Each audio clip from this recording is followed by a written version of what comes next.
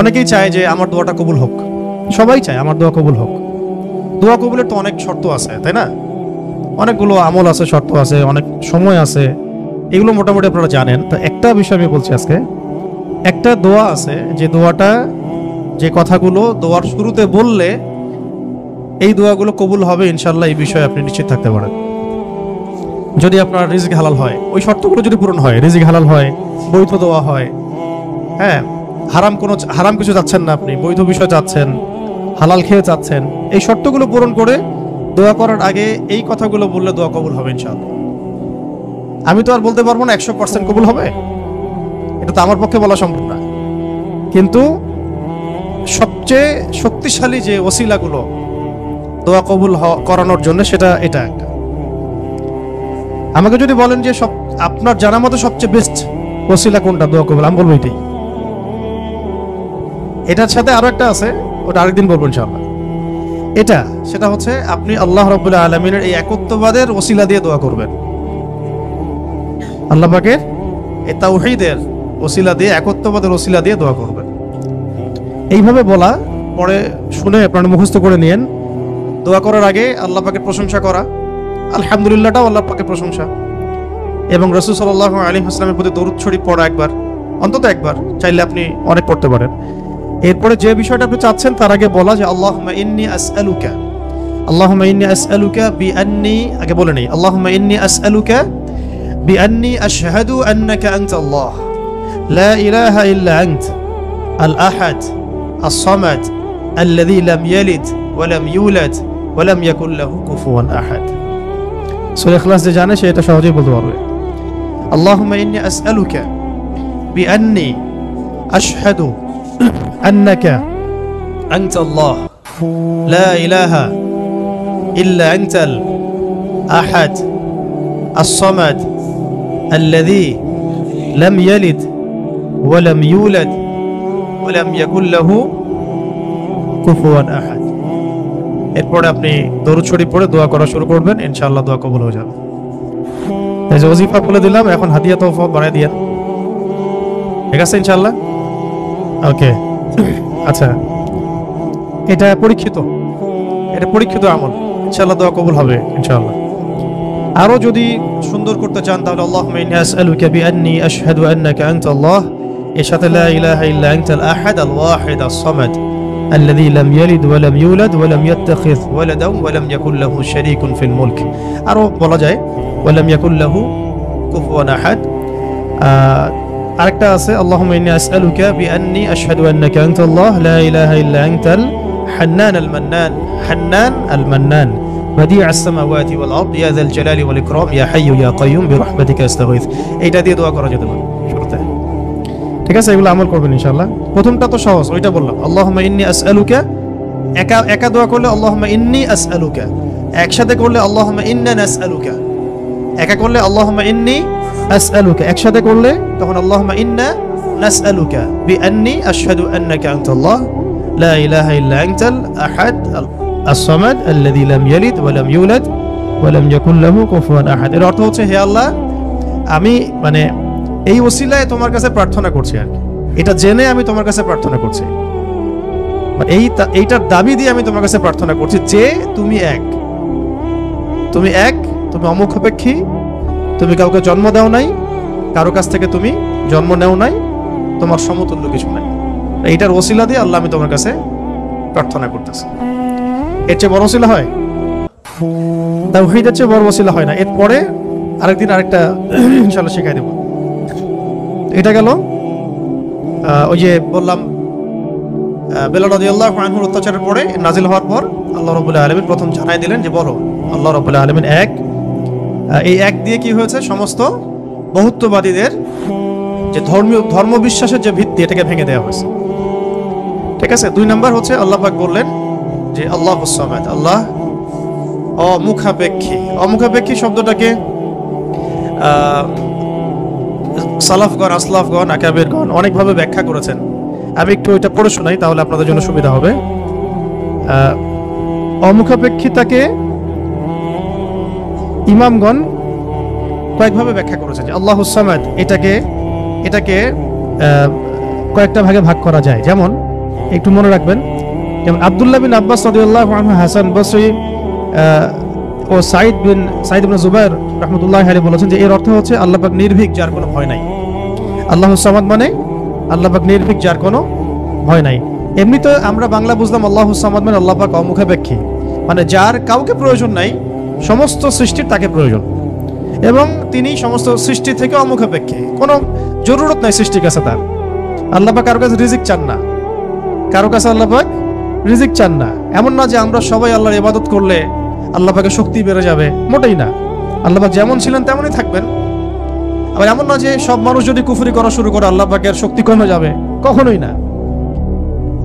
মানে এই পুরো বিশ্ব জাহান সৃষ্টি করার আগে আল্লাহ যেমন ছিলেন, আজও তেমন আছেন, চিরকাল তেমন থাকবেন। আল্লাহ পাক অমুখাপেক্ষী। অমুখাপেক্ষী মানে কারো প্রয়োজন নাই। এই জন্য একটা দোয়ায় আমরা বলি না যে আল্লাহুম্মা কফিনি বিহালালিকা আন হারামিক ওয়া আগনিনি বিফাদলিক আম্মান সিওয়াক, মানে আল্লাহ আপনি আপনার হালাল দিয়ে হারাম থেকে আমাকে বাঁচায় দেন, এবং আপনি ছাড়া বাকি সমস্ত বিষয় থেকে আমাকে অমুখাপেক্ষী রাখেন। তা আমরা যদি আল্লাহর প্রতি মুখাপেক্ষী হই, তাহলে অন্য মাখলুকের প্রতি আমরা কি মুখাপেক্ষী হব? তা আমরা সবার থেকে অমুখাপেক্ষী হয়ে গেলাম। আল্লাহ পাক তার পুরো সৃষ্টি থেকে কি অমুখাপেক্ষী। এটাকে as-সামাদ শব্দ দিয়ে ব্যাখ্যা করা হয়েছে। তো ইমাম আব্দুল্লাহ বিন আব্বাস রাদিয়াল্লাহু আনহুর ব্যাখ্যায় বললাম যে এটা বলা হচ্ছে যে তার কোনো ভয় নাই, তিনি নির্ভীক, তার কোনো ভয় নাই। ইমাম শাআবী রাহমাতুল্লাহি আলাইহি বলেন যে সামাদ হচ্ছেন তিনি যিনি পানাহার করেন না। এক এক স্কলার এক একভাবে আসলাফগণ ব্যাখ্যা করেছেন। ইবনে জুবাইর রাদিয়াল্লাহু রাহমাতুল্লাহি আলাইহি বলেন যে as-সামাদ শব্দের অর্থ হচ্ছে তিনি সমস্ত গুণ এবং কর্মে নিখুঁত, তিনি সমস্ত গুণ এবং কর্মে নিখুঁত। হযরত কাতাদা রাহমাতুল্লাহি আলাইহি বলেন যে সমগ্র সৃষ্টি জগৎ ধ্বংস হওয়ার পর যিনি বাকি থাকবেন তিনি হচ্ছেন as-সামাদ। সমস্ত সৃষ্টি জগৎ ধ্বংস হয়ে যাওয়ার পরে যিনি, যার অস্তিত্ব থাকবে তিনি হচ্ছেন as-সামাদ। সামাদের কত ব্যাখ্যা তারা করেছেন, ঠিক আছে। তারপরে ইকরিমা রাহমাতুল্লাহি আলাইহি বলেছেন যে যার উপর কারো মর্যাদা নাই তিনি হচ্ছেন as-সামাদ, যার উপরে কারো আর মর্যাদা নাই তিনি হচ্ছেন as-সামাদ। তারপরে ইমাম রাজি রহমতুল্লাহ আলাইহি বলেছেন সামাদ হচ্ছেন তিনি যার উপরে কখনো কোনো বিপদ আপদ আসে না। সামাদ হচ্ছেন তিনি যার উপরে কখনো কোনো বিপদ আপদ আসে না। তারপরে আবুল ওয়াইল শাকিক ইবনে সালামা রহমতুল্লাহ আলাইহি বলেন যে সামাদ হচ্ছেন তিনি যিনি সর্বত্র তার কর্তৃত্ব প্রতিষ্ঠা করতে পারেন, সর্বত্র যার কর্তৃত্ব তিনি প্রতিষ্ঠা করতে পারেন। কারো মতে, কোন কোন স্কলারের মতে সামাদ হচ্ছেন তিনি যিনি, সামাদ হচ্ছেন তিনি যার কাছে সমস্ত মাখলুককে প্রয়োজন পেশ করতে হয়, যার কাছে সমস্ত মাখলুককে প্রয়োজন পেশ করতে হয়। আর আরেকজন স্কলার তিনি বলেছেন সামাদ হচ্ছেন তিনি যিনি সমস্ত দোষ ত্রুটি থেকে মুক্ত, সমস্ত দোষ ত্রুটি থেকে মুক্ত। এগুলো আরো বিস্তারিত আপনারা পাবেন তাফসীরে জালালাইনের মধ্যে আছে, ঠিক আছে। এখন এই সামাদ শব্দ দিয়ে তাহলে কি করা হচ্ছে? ওই বহুত্ববাদীদের পর যাদের ধর্মবিশ্বাস কিছুটা বাকি থাকে তাদের ভিত্তিটাকে ঘুরিয়ে দেওয়া হচ্ছে। তো ইলাহ হতে হবে এমন যার কোনো ভয় নাই, যার কোনো ভয় তাকে কখনো স্পর্শ করে না। ইলাহ হতে হবে এমন একজন সত্তাকে যিনি কারো মুখাপেক্ষী নন। যত স্ট্যাচু আছে এগুলো তো মুখাপেক্ষী, ওকে তো বানানো হয়েছে, সে তো নিজেকে বানায় নাই, সে কারো মুখাপেক্ষী, সে তো খালেক না, সেও মাখলুক। তারপরে যারা মানুষ যারা নিজেদেরকে বিশ্ব মঞ্চে বড় বড় করে ফুটিয়ে তোলে বা নিজেদেরকে রবের আসনে অধিষ্ঠিত করার চেষ্টা করে, তারা কি অমুখাপেক্ষী? তারাও মুখাপেক্ষী, সবাই মুখাপেক্ষী। আবার যে ধর্মবিশ্বাসে চলছে তারা কি অমুখাপেক্ষী? না। নাসারাদের ক্ষেত্রে সেম, তারা মুখাপেক্ষী। মাজুসিরা তারাও এমন ইলাহের উপাসনা করে যারা মুখাপেক্ষী। শুধুমাত্র মুসলিমরাই এমন একজন ইলাহের উপাসনা করে বা ইবাদত করে, উপাসনা না ইবাদত করে, যিনি অমুখাপেক্ষী, সমস্ত ত্রুটি থেকে মুক্ত, বিচ্যুতি থেকে মুক্ত, যিনি সমস্ত দোষ ত্রুটি থেকে মুক্ত, যিনি হচ্ছেন কারো কাছে কিছু চান না, সবাই তার কাছে চায়, যাকে কখনো বিপদ আপদে স্পর্শ করে না, যিনি পানাহার করেন না, যিনি তার সৃষ্টি এবং কর্মে নিপুণ, এবং যার উপরে কারো কোনো মর্যাদা নাই।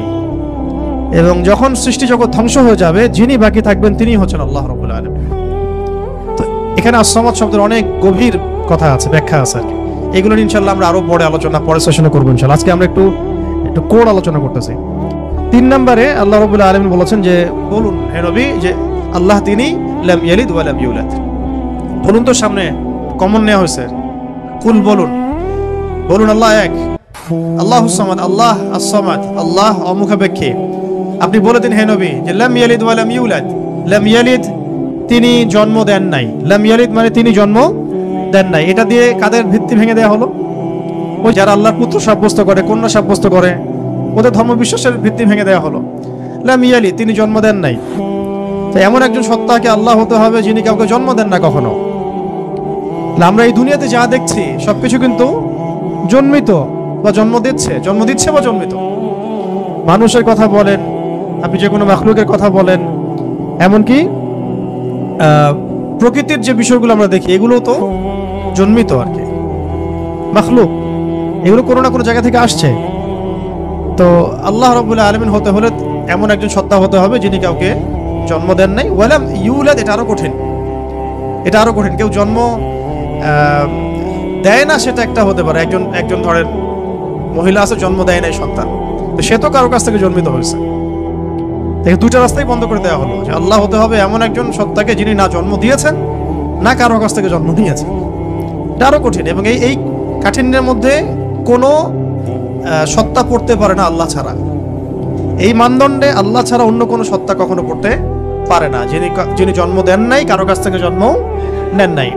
অনেকে প্রশ্ন করে যে, অনেকের মধ্যে ওয়াসওয়াসা আসে যে এই বিশ্বজাহান আল্লাহ সৃষ্টি করেছেন, আল্লাহকে কে সৃষ্টি করেছেন? নাউযুবিল্লাহি মিন যালিক। নবী সাল্লাল্লাহু আলাইহি ওয়াসাল্লাম বলেছেন, যখনই এমন কোনো চিন্তা আসবে, এই চিন্তা শয়তান ঢুকিয়ে দেয়, যখনই এমন কোনো চিন্তা আসবে সেজন্য পরে আউযু বিল্লাহি মিনাশ শাইতানির রাজিম, এবং ঈমান পাকাপোক্ত করার জন্য যেন পরে আমানতু বিল্লাহি ওয়া রুসুলিহি, আমানতু বিল্লাহি ওয়া রুসুলিহি, রুসুলিহি বহুবচন, আমানতু বিল্লাহি ওয়া রুসুলিহি। আল্লাহকে যদি কেউ জন্ম দিত বা আল্লাহ যদি কোনো জায়গা থেকে সৃষ্টি হতেন, তাহলে যে স্রষ্টা তিনি তো আল্লাহ হতেন, তাই না? আল্লাহ যদি নাউযুবিল্লাহ কারো কাছ থেকে সৃষ্টি হতেন তাহলে তো তিনি আল্লাহ হতেন না। এমন একজন সত্তাকে আল্লাহ হতে হবে যিনি সৃষ্টি নন, যাকে কেউ সৃষ্টি করে নাই, বরং তার কাজ সৃষ্টি করা। এটা তো আপনি কার্যকারণ তত্ত্ব থেকে বলছেন, এটা ফিলোসফিতে একটা তত্ত্ব আছে, কার্যকারণ তত্ত্ব। মানে তত্ত্বটা হচ্ছে এরকম, ইউনিভার্সিটিতে আমাদেরকে একটু পড়ানো হয়েছিল আর কি, যে প্রত্যেকটা কাজের পিছনে একটা কারণ থাকে। আসলে তাই, কিন্তু প্রত্যেকটা কাজের পিছনে একটা কারণ আসলেই থাকে। শয়তানির পিছনেও কোনো না কোনো কারণ তো আছে, কেন শয়তানি করতেছে এটা কারণ তো আছে। প্রত্যেকটা কাজের পিছনে একটা কারণ থাকে। এই তত্ত্বটাকে তারা বলতো কার্যকারণ তত্ত্ব আর কি। তো এই তত্ত্ব থেকে তারা এই প্রশ্নটা উত্থাপন করেছে যে তাহলে আল্লাহকে কে সৃষ্টি করেছে? ঠিক আছে, এখানে এই তত্ত্বটা নিজেই তার দোষে ত্রুটিযুক্ত আর কি। আল্লাহকে যদি কেউ সৃষ্টি করে তাহলে তো সে আল্লাহ হবে, তাকে কেউ সৃষ্টি করলে সে আল্লাহ হবে, তাকে কেউ সৃষ্টি করলে সে আল্লাহ হবে। এইভাবে আপনি কোথায় গিয়ে শেষ করবেন? যেখানে আপনার চিন্তার জগৎ শেষ হবে সেখান থেকে আল্লাহ রাব্বুল আলামিন শুরু হবেন ইনশাআল্লাহ। ব্যাপারটা এরকম। তো আল্লাহ রাব্বুল আলামিন কাউকে জন্ম দেন নাই, কারো কাছ থেকে জন্ম নেন নাই। তারপর সবশেষ ওয়ালাম ইয়াকুল্লাহু কুফুয়ান আহাদ, ওয়ালাম ইয়াকুল্লাহু কুফুয়ান আহাদ। এটা এত কঠিন যে এটা মানে উতরে যাওয়ার মতো আসলে ক্ষমতা আল্লাহ ছাড়া কারোরই নাই, এটা অসম্ভব। ওয়ালাম ইয়াকুল্লাহু কুফুয়ান আহাদ, ওয়া মানে এবং, ওয়া মানে এবং, ইয়াকুন মানে হয়, লাহু মানে তার জন্য, কুফুয়ান মানে সমকক্ষ বা সমতুল্য, আহাদুন মানে কেউই। এখানে আহাদুন মানে আসলে কেউই। ওয়া মানে এবং, লাম ইয়াকুন, ওয়ালাম ইয়াকুন এবং হয় না, লাম মানে না, লাম হচ্ছে অতীতকালে নাবাচক বোঝায়, অতীতকালে নাবাচক, এগুলো মনে রাখবেন। ওয়া মানে এবং, ওয়াবের দুটো অর্থ হয় আল কোরআনে, কখনো কখনো শপথ বা কসম অর্থে আসে, কখনো কখনো এবং অর্থে আসে। যেমন ওয়া তিন ফলের কসম, ওয়াল আসরি সময়ের কসম। আর এখানে ওয়া জবর মানে হচ্ছে এবং, ওয়ালাম লাম হচ্ছে অতীতকালে নাবাচক, অতীতকালে নাবাচক। যেমন আমি কখনো বলিনি, আমি করিনি, আমি যাইনি, এগুলো বোঝাতে লাম শব্দ প্রয়োগ করা হয়। ঠিক আছে, ওয়ালাম ইয়াকুন, ইয়াকুন মানে হয়, লাম ইয়াকুন মানে হয় না, ওয়ালাম ইয়াকুন এবং হয় না, এবং হয় না, লাহু মানে তার জন্য, লাহু মানে তার জন্য বলতে এখানে আল্লাহর দিকে নিসবত করা হচ্ছে। ওয়ালাম ইয়াকুন লাহু, তার জন্য হয় না, কি হয় না? কুফুয়ান, আর কুফু মানে কি? সমতুল্য, সমকক্ষ। অনেকে বলেন না বিয়ের ক্ষেত্রে কুফু দেখতে হয়, সমতুল্য, সমকক্ষ, সামঞ্জস্যতা। আহাদ, কেউই, মানে তার সমতুল্য সমকক্ষ কেউ নাই, তার সমতুল্য সমকক্ষ কেউ নাই। এটা হচ্ছে আরো কঠিন, কারণ একজন ধরেন আহাদ উতরে আসলো, সমাদে গিয়ে শেষ হয়ে গেল। কেউ হয়তো বলছে লাম ইয়ালিদ ওয়া লাম ইউলাদ,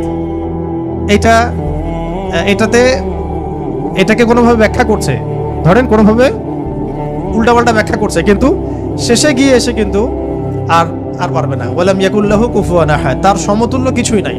ধরেন আপনি বললেন যে এই মূর্তিটা নাউজুবিল্লাহ একটা দেবতা, কেউ বললো হয় কোনো মুশরিক, তাহলে এই মূর্তি একটা না, এই মূর্তি আরো অনেক আছে, সামঞ্জস্য আছে। কেউ যদি বলে এই নক্ষত্রটা তার ইলাহ, নাউজুবিল্লাহ, এই নক্ষত্র একটা না, তার সামঞ্জস্য আরো আছে, সিমিলারিটিস আছে আর কি। ঠিক আছে, কেউ বললো যে অমুক নবীর সন্তান আল্লাহর পুত্র, নাউজুবিল্লাহ, তা এই নবীর সন্তান একজন না, আরো বহু নবী আছে তাদের সন্তান হয়েছে। এইরকমই ওয়ালাম ইয়াকুল্লাহু কুফুয়ান আহাদ হচ্ছে এমন একজন সত্তাকে আল্লাহ হতে হবে যার সাদৃশ্য কিছু নাই, লাইসা লাইসা কামিথলিহি শাই, তার সমতুল্য, তার মতো কিছু নাই। অনেকে আল্লাহ পাকের এই যে হাত, আল্লাহ পাকের চেহারা, আল্লাহর হাসি, আল্লাহর ক্রোধ, এগুলোকে ব্যাখ্যা করতে গিয়ে আকীদার ক্ষেত্রে এমন এমন কিছু ব্যাখ্যা করেছে যেখানে আল্লাহ পাককে মাখলুকের সাথে সাদৃশ্য করে দেওয়া হয়েছে, এবং তারা আবার বলছে এটাই নাকি আহলুস সুন্নাহ ওয়াল জামাআর আকীদা। এটা একটা বাজে বিষয়, এটা একটা বাজে কথা। আল্লাহ রাব্বুল আলামিনের জাত এবং সিফত সম্পর্কে আমরা ইনশাআল্লাহ আরেকদিন বিস্তারিত কথা বলবো। ঠিক আছে, এতটুকু বলছি এখন যে আল্লাহ আল্লাহই, তার মতো কোনো কিছুই নাই। যেখানে আল্লাহ পাক বলেছেন তার চেহারা, এটা চেহারার অর্থ ইশারা কি সেটা আল্লাহ পাক জানেন। ওটা আমি যদি এখন মনে করতে যাই যে এটা এরকম চেহারা, চোখ নাক মুখ কানওয়ালা, তো এটা শিরক হয়ে যাবে তো আর কি। আল্লাহ পাক কোনো মাখলুকের সাদৃশ্য না, ওয়ালাম ইয়াকুল্লাহু কুফুয়ান আহাদ, লাইসা কামিথলিহি শাই, তার মতো কিছু নাই। ঠিক আছে, তো আল্লাহকে কোনোভাবেই এইরকম কোনো ব্যাখ্যার মধ্যে আনা যাবে না। যেমন অনেকে বলেন না যে আল্লাহ পাক কোথায় আছে, তো এখন আপনি প্রশ্ন করলেন যে আল্লাহ রাব্বুল আলামিন কোথায় আছে, তো কেউ বলছে আরশের উপরে আছে, আরশের, তো আল্লাহ পাকের ক্ষেত্রে এমন দিক সাব্যস্ত করা যাবে না, উপরে নিচে ডানে বামে, এভাবে না। এটা ইস্তাওয়ার অর্থ কি, সেটা আল্লাহ পাক যেভাবে বলেছেন ওইটুকুতে চুপ থাকা আর কি, ব্যাখ্যা করতে না যাওয়া আর কি, ব্যাখ্যা করতে না যাওয়া। এমনকি আল্লাহ পাক আর রহমান আর রহিম, এটাকে এইভাবে ব্যাখ্যা করা যাবে না যে কেমন রহমান, আমাদের মতো রহমান, আমাদের মতো দয়াময় কি? আল্লাহর দয়া আল্লাহর মতো, আল্লাহ পাকের দয়া আল্লাহর মতো, আল্লাহর ক্রোধ আল্লাহর মতো, আল্লাহর মানে কারো প্রতি সন্তুষ্ট হওয়া তার মতো, তার নিজের জাত এবং সিফতের মতো, আমাদের কোনো মাখলুকের মতো না। আবার আল্লাহ পাকের দিকে কোনো দিকও সাব্যস্ত করা যাবে না যে আল্লাহ উপরের দিকে, নিচের দিকে, ডানের দিকে, বামের দিকে। এইগুলো মানে খুব সূক্ষ্ম বিষয় আকীদার, এবং এই আকীদার এই বিষয়গুলো সমাজের মধ্যে অনলাইনের মাধ্যমে এত ফিতনা সৃষ্টি হয়ে গেছে যেগুলো আসলে অনেক সময় জেনারেল ভাইরা এর মধ্যে ডুবে যাচ্ছেন আর কি। তো আল্লাহ পাকের ব্যাপারটাকে খুব সেন্সিটিভলি বুঝতে হবে এবং সূক্ষ্মতার সাথে বড় বড় উলামায়ে কেরামদের কিতাবগুলো পড়ে তাদের কাছ থেকে ব্যাখ্যা জেনে নেবেন। এবং যেটা বুঝবেন না পড়তে গিয়ে, যদি আপনি আকীদার বইগুলো আসলেই পড়তে পারেন, তাহলে যেটা বুঝবেন না সেটা অবশ্যই বড় আলেমকে জিজ্ঞাসা করতে হবে। হ্যাঁ, আরশের কথা দিয়ে অনেকে বলেছেন উপরে, এই সমাসীন শব্দটা মানে হচ্ছে আসীন হওয়া। এই যে আমি বসে আছি এখন চেয়ারের উপরে, আমি চেয়ারের উপরে সমাসীন হয়ে আছি আমি এখন, তো এটা কি সমাসীন শব্দটা ঠিক হবে? তাহলে আল্লাহ পাক কি বসে আছেন? নাউজুবিল্লাহি মিন যালিক। কোন হালতে আছেন আপনি জানেন? আমরা জানি। আল্লাহর হালতে আছে। আল্লাহ পাক যেভাবে থাকা দরকার তার শান মর্যাদা অনুযায়ী আল্লাহ পাক আছে। তো এই ব্যাপারগুলো খুব সূক্ষ্ম, কিন্তু এই জন্য আমি বলছি এটার আরেকটা দার্স লাগবে পরের ক্লাসে ইনশাআল্লাহ। ওই দিন আমরা তাওহীদের পুরো বিষয়গুলো, খুঁটিনাটিগুলো জানবো ইনশাআল্লাহ। পাশাপাশি শিরকের বিষয়গুলো লিস্ট করা হচ্ছে, যতগুলো কাজ শিরক এগুলো আপনাদেরকে বলে দেবো ইনশাআল্লাহ। মানে এখন যেগুলো দেখা যায়, এছাড়াও আরো অনেক শিরক আছে যেটা সামনে আসবে আর কি। হ্যাঁ, আসতে পারে, কারণ যেভাবে যুগ বদলায় সেভাবে শিরকের ভেরিয়েন্টও বদলাচ্ছে। যেভাবে যুগ বদলাচ্ছে না, শিরকের ভেরিয়েন্টও বদলাচ্ছে, কিন্তু উসুলগুলো জানা থাকলে আমরা ভুল করবো না ইনশাআল্লাহ। ঠিক আছে, তো আমরা এখানে সূরা ইখলাসের মূল কয়টা অর্থ জানলাম, সরল অনুবাদ। তাহলে অর্থ ধরলে পারবেন তো এখন থেকে ইনশাআল্লাহ। কুল শব্দের অর্থ বলুন, কাকে বলতে বলা হচ্ছে? রাসূল সাল্লাল্লাহু আলাইহি ওয়াসাল্লামকে। কেন বলতে বলা হচ্ছে? কারণ কাফেররা জিজ্ঞাসা করেছে আল্লাহ কেমন, তোমার আল্লাহ কেমন, প্রকৃতি জিজ্ঞাসা করছে, আল্লাহ পাক সম্পর্কে জানতে চেয়েছে। আল্লাহ পাকের ডেফিনেশন কোন সূরা আছে? ইখলাস। এই সূরাকে বলা হয় তাওহীদের সূরা, একনিষ্ঠতা। ঠিক আছে, খালেস তাওহীদ। এবং কোরআনের যে 3টা ভাগের কথা বললাম, 3 ভাগের 1 ভাগই হচ্ছে তাওহীদ। এই কারণে এই সূরাকে আল কোরআনের 3 ভাগের 1 ভাগ বলা। এখন বুঝতে পারছেন যে হাদিসে আসছে না যে এই সূরা ইখলাস হচ্ছে কোরআনের 1/3 সমান। 1/3 কেন? কারণ কোরআনের 3 ভাগের 1 ভাগ হচ্ছে তাওহীদ। এটা এভাবে আসে না কিন্তু যে 3 বার পড়লে 1 খতম হবে, এভাবে কিন্তু হাদিসে আসে নাই। এটা ব্যাখ্যা, উলামা ইকরামদের, আসলাফদের অনেকের ব্যাখ্যা যে 3 বার পড়লে হয়তো 1 খতমের নেকি হয়ে যাবে। ইনশাআল্লাহ হতেও পারে, আল্লাহ পাক দিতেই পারেন। আল্লাহ পাক দিলে আমার সমস্যা কি? এইভাবে হাদিসে আসে না যে 3 বার পড়লেই 1 খতমের নেকি হবে, এইভাবে হাদিসে আসে না। আসছে যে এই সূরা হচ্ছে কোরআনের 3 ভাগের 1 ভাগ, 1/3 সমান। 1/3 সমান, এটাও একটা ব্যাখ্যা যে কোরআনের 3 ভাগের 1 ভাগ জুড়ে তাওহীদ আছে। বাকি 1 ভাগ কি আছে? বাকি 1 ভাগ আছে না, বাকি 1 ভাগ আছে ইতিহাস, হিস্ট্রি, পূর্ববর্তী নবীদের অনেক ঘটনা, এগুলো আছে 1 ভাগ। ঠিক আছে, আর 1 ভাগ আছে আহকাম, হুকুম আহকাম, এগুলো করো এগুলো করো না, হ্যাঁ, দিক নির্দেশনা। আর এমনি আমরা বলছি আমাদের দিনের যে মূল 3টা ভিত্তি, সেটার মধ্যে একটা হচ্ছে তাওহীদ, একটা রিসালাত, একটা হলো আখিরাত। এখন আসেন শেষ করি, আমরা 10টা বেজে যাচ্ছে। এখন আর 2-1টা কথা বলে আমি শেষ করি আজকের মতো। যে আমরা জানলাম এই সূরা শানে নুজুল কি, অর্থগুলো কি। আচ্ছা, অর্থগুলো একবার রিপিট করে নেই। কুল মানে কি বলুন? হুয়া আল্লাহ। হুয়া মানে কি? তিনি। হুয়া মানে তিনি, এখানে আল্লাহকে সাব্যস্ত করেন, নিসবত করা হচ্ছে। আল্লাহ মানে আল্লাহ, আহাদ মানে এক। আচ্ছা, আল্লাহ শব্দটা কিন্তু নিজেই ইসমে আজম। আল্লাহ শব্দটা নিজেই কিন্তু ইসমে আজম। এটার সাথে প্রাসঙ্গিক বলে দিলাম, ওই দোয়াটা যদি করেন দোয়া করার আগে, তাহলে ইনশাআল্লাহ দোয়া কবুল হবে। কোনটা? আল্লাহুম্মা ইন্নী আসআলুকা বিআন্নী আশহাদু আন্নাকা আনতা আল্লাহ লা ইলাহা ইল্লা আনতাল আহাদুস সামাদুল লাযী লাম ইয়ালিদ ওয়া লাম ইউলাদ ওয়া লাম ইয়াকুল লাহু কুফুয়ান আহাদ। এটা একটা। তারপরে আল্লাহ পাক বলছেন, বলুন তিনি আল্লাহ এক, আল্লাহুস সামাদ, আল্লাহ পাক অমুখাপেক্ষী, লাম ইয়ালিদ তিনি কাউকে জন্ম দেন নাই, ওয়া লাম ইউলাদ তাকেও কেউ জন্ম দেয় নাই, এটা প্যাসিভ, এটা মাজহুল আর কি, আরবিতে বলে মাজহুল, মানে প্যাসিভ। লাম ইয়ালিদ তিনি কাউকে জন্ম দেন নাই, ওয়া লাম ইউলাদ তাকেও কেউ জন্ম দেয় নাই। আর ওয়া লাম ইয়াকুল লাহু কুফুয়ান আহাদ, ওয়া মানে এবং, লাম শব্দ প্রয়োগ হয় কখন? অতীতকালে নাবাচক বোঝাতে। ইয়াকুন মানে হয়, ওয়া লাম ইয়াকুন মানে হয় না, এবং হয় না, লাহু মানে তার জন্য বা তার জন্য, কুফুয়ান মানে সমতুল্য বা সমকক্ষ, আহাদ মানে কেউই। তাহলে তার সমতুল্য বা তার সমকক্ষ